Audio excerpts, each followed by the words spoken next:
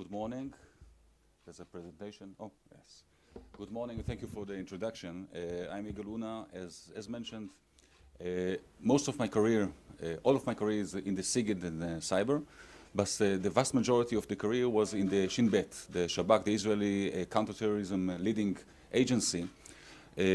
All of the career, the combination between SIGINT, data science, cybersecurity, in my current position, the head of cyber security, cyber operations in Israel, is something that I want to focus on because, as you see in the topic of my speech, the cyber arena is in fact a playground, a fertile playground for terror activities, and a lot is done, but a lot should be done and should be further advanced worldwide, globally, in order to achieve where we want to be. So, few words, first of all, what we are facing. Working? Yeah. What we're facing, well, we see the world divided basically, very roughly, into four major vectors. The first vectors are global vectors. This is maybe the most important vectors in today's cyber or technology arena. If 20 years ago, even 15 years ago, the biggest companies in the world, the richest companies were oil companies, basically. Today, they are way down the list behind the data companies, as like Amazon, Facebook, Alibaba, and many others growing rapidly and with influence.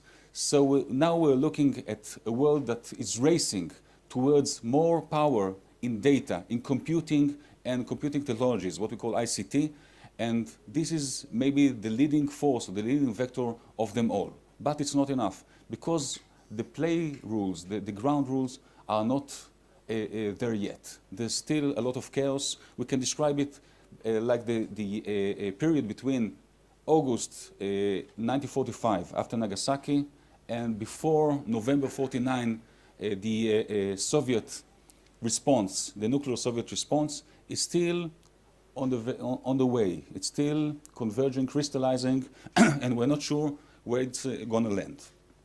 The next vector, technology. Again, very similar to the first one.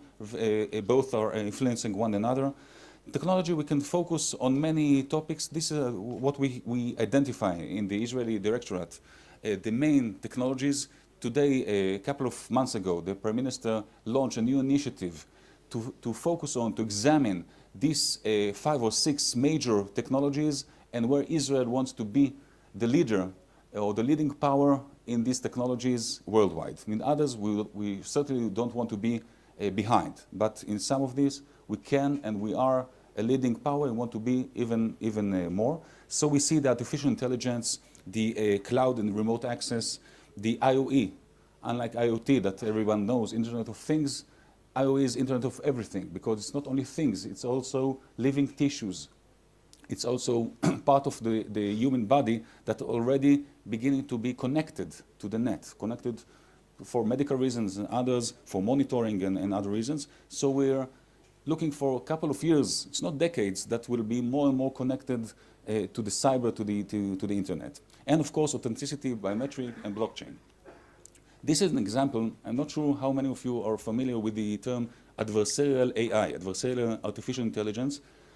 This is an example, as you can see here, how human beings using or abusing the technology can fool the artificial intelligence. You can take a picture of panda or a school bus or a dog and teach artificial algorithms, teach the computer to recognize this is panda or this is school bus. And then you see, well, it's not really a white noise, it's more a colorful noise, but it's not a noise. It's well depicted of dots that focus on the algorithm that recognize in the first place, because the computer doesn't know it's panda or school bus. It recognizes pixels, colorful pixels. So you can fool it, and you see, after 57% of recognition of panda as panda, if you do the right noise, it now recognizes it as a gibbon, as a monkey, or as an ostrich, or even the dog as an ostrich. You can do whatever you want. And the problem is, as we depend more and more on technology and on artificial intelligence, the less we are able to detect this adversarial AI or how we are fooled, and we can be misled and cause a lot of damage. And remember, terrorists are part of the humankind. They also see, learn, and study and develop the next tools to cause damage, to cause chaos, to cause terror. So this is the second vector. The third vector, threat vectors, I will going to focus on specific cyber threat vectors as we face it in a couple of years, and specifically on a growing pace. So the first is state-level campaigns. I think that the best examples is what Ukraine suffers since 2014, since the Crimea campaign.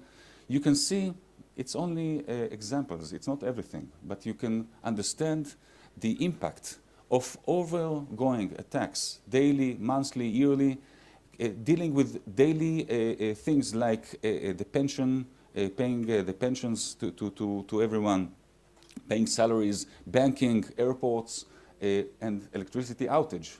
No one can, in today's life, can live too long without electricity. They suffered a couple of outages for 8-10 hours. They didn't know it will last only 8 and 10 hours. They were blackout all around, all attributed to a certain adversary of Ukraine. But the thing is, it's all done by cyber tools with using IT, ICT networks, and it can be done not only by big countries or superpowers, it can be done by other groups, like terror groups. So the next vector, strategic targeting. Here, mainly and basically, we're talking about influence campaigns. The most popular now, it's only 2.5 years old. What we faced globally in the US electoral elections, presidential elections, 2016. Now on the open, the finger is pointed against Russia by the FBI, by the federal American government. But we see it's not only in this case. We see more and more cases of interfering, using our soft belly. We are democracies, open liberal democracies, more and more dependent on internet, on public media, digital public media. So we are more dependent, more vulnerable, more easy to be harmed than the other side. They are like terror groups. They don't have democracies, they are not dependent on digital, they are way behind, and they understand this asymmetry.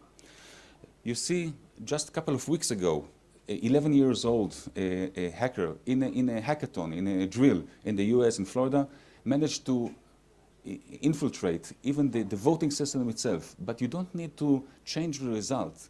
What the Russian did, attributed by the Americans, of course, was dealing with the public opinion and causing chaos and inflammatory measures in an already divided nation. I think most of the democratic nations are basically divided, a lot of issues, but you can inflame it and empower it in an abusive way, and that's in the cyber, in digital era that we live in, is much more vulnerable. But my favorite example is this, an old example. 5.5 years ago, in 2013, just 2 weeks after the Boston Marathon explosion, back then the US and Syria had a struggle over the chemical weapons proliferation. And in the middle of the day, with the explosive atmosphere in the US after the Boston explosions, Associated Press Twitter account, very highly reputable associated news agency, you see in the middle of the day, 1 o'clock, breaking 2 explosions in the White House, President Obama is injured. Well, everyone stopping what they're doing, TV cameras going to the White House to see, and immediately you can see what happened in the stock exchange. This spike here, you can see it's about $20–25 billion. It took 7 minutes, back then, 5 years ago, it took 7 minutes to Associated Press to realize they were hacked. It's fake news, they published it, corrected it. Lucky for them, the basic advice to attacker, now we can speak it on the open because everyone practices it. if you manage to hack something, change the password, so the owner will not be able to counter it. But back then, the hackers didn't do that, so it took 7 minutes to fix it. You see the damage, the potential damage. What amazing, again, 5.5 years ago, that the US, with this economy, with $1 billion, was a victim for 4 hackers, Syrian hackers from the Syrian Electronic Army, which is a small, very mediocre cyber hacker squad for working for Assad regime. And they didn't have 0 days or A200 unit or anything like that. They just tried the Associated Press, probably a combination of 1, 2, 3, maybe even 4, and managed to hack the password and change it. But the daring, the understanding that this is the soft belly, and if they just do this, pinpointing an Associated Press Twitter account in the middle of the day in the atmosphere, you can cause this damage. This is a lesson that we all must learn and realize and prepare to meet. And this is, again, 5 years ago. Now we're facing more and more.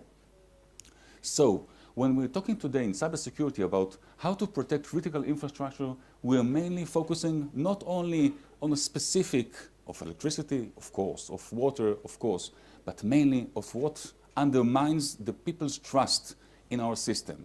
It's trust in democratic system, in political system, in financial system. You don't need to collapse all the SWIFT or all the banking system. You just need to hurt one medium bank and cause the terror impact, the psychological impact that everything is vulnerable, that everything can be, all your money can fly out somewhere, and in cyber you can do that. Not everywhere, just to pinpoint, this is our soft belly and we must realize it in order to mitigate it.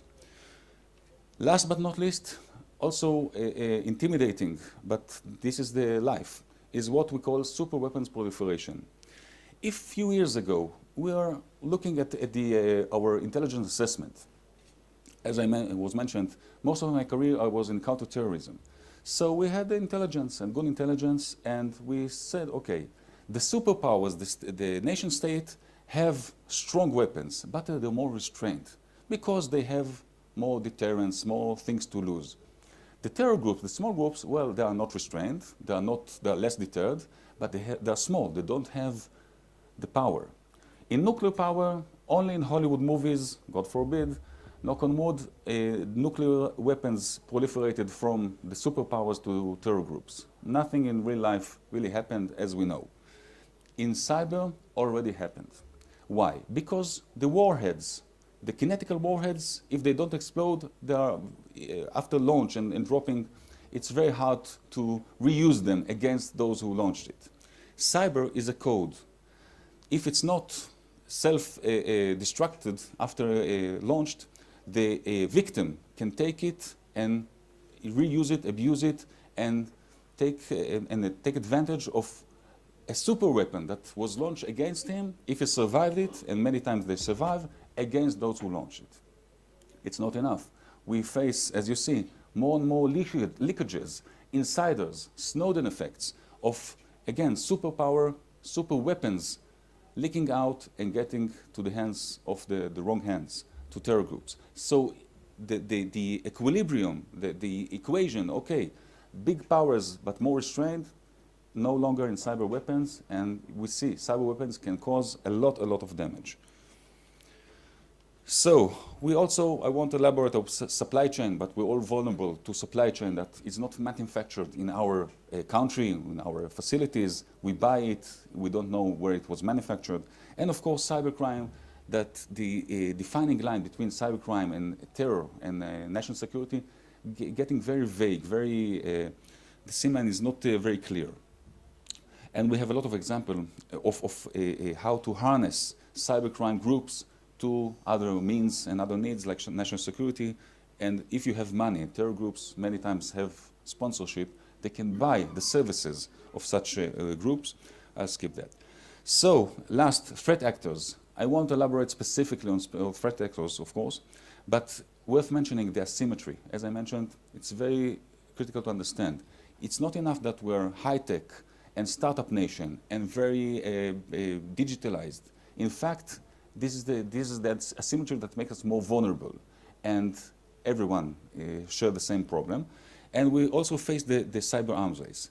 This all brings us to the conclusion, brings me to the conclusion, although it's a nice September summer day in Israel and the sun is shining, we see the winter is coming. We see we haven't reached the bottom yet. It's not to fear, because although it's a terror conference, we're looking at counter-terrorism, and the psychological impact is something that we must bear in mind. We need to prepare, because the bad guys are already there and preparing and looking for us. Specific two examples very shortly. Civil aviation is a good example of area that now in our directorate in Israel, we are gathering all the players, the industry, the other ministries, other agencies, security and civilian agencies, with more and more global partners in order to raise the level of civil aviation security. We see a lot of vectors.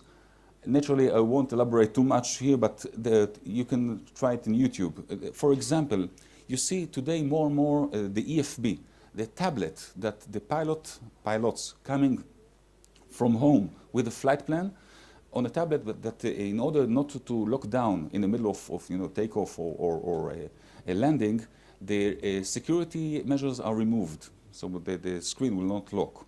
And it goes the homes of the pilots and can be used by the children and others.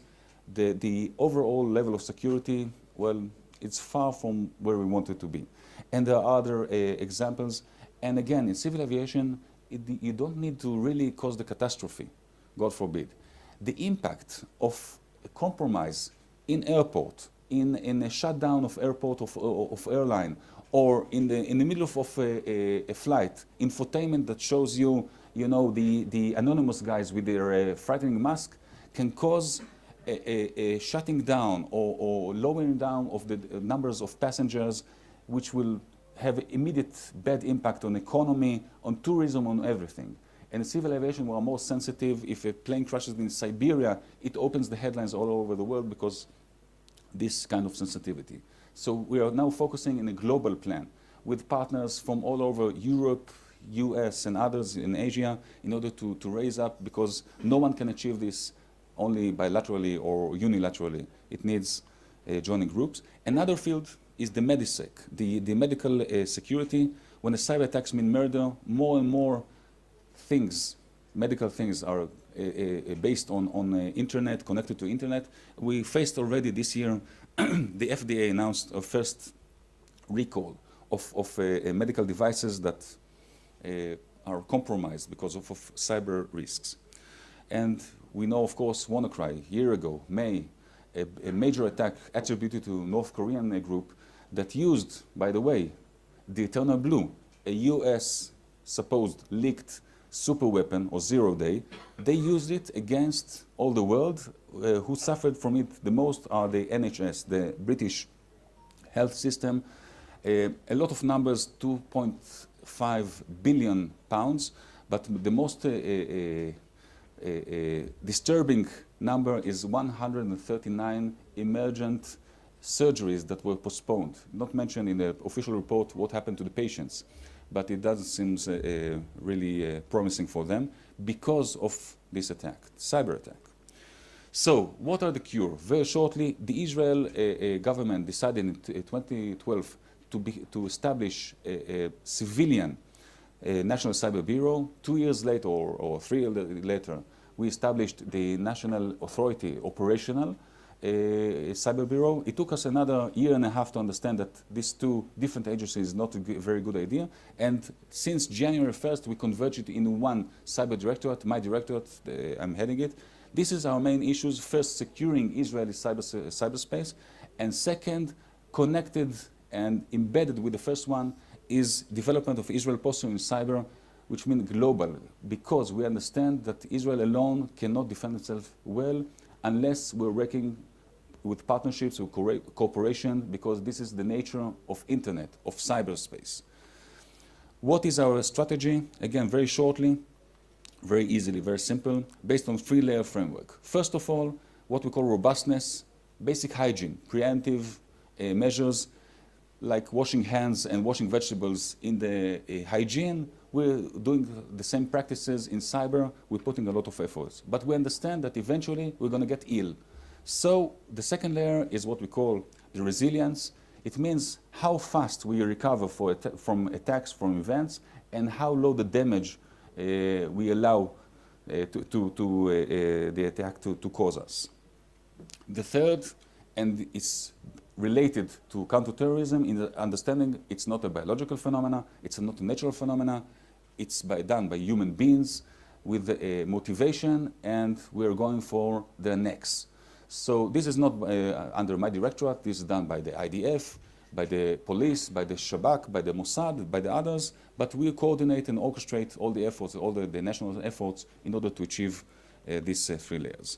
We also deal with capacity building, because we understand that only operational side without the knowledge from the academia, like here in Herzliya in the interdisciplinary research center, and in national R&D, in of course industry, the Israeli industry and human capital, we won't have a long-going and a successful cybersecurity effort, and we'll put a lot of efforts. You know the numbers, growing numbers.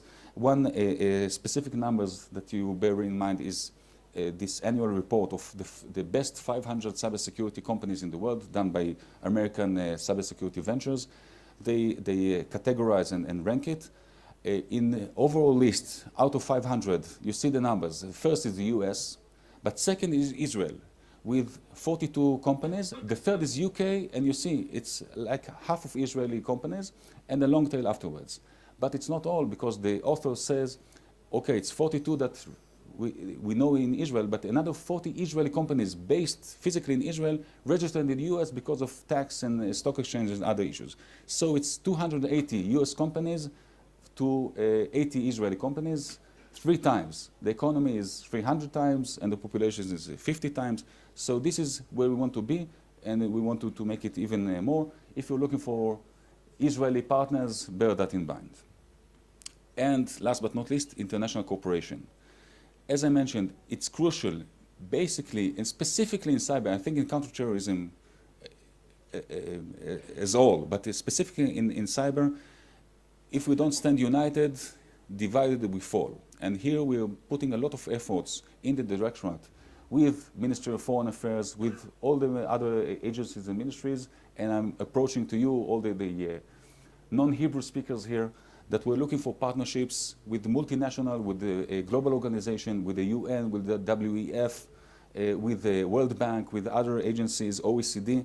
Now, I think the awareness of cyber is raising, and we are offering our expertise, our industry, our academia, our knowledge, and operational tools in order to achieve a global umbrella of security.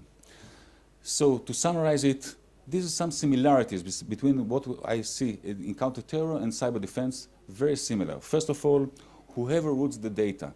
Both fields are based on a lot of raw material, raw data.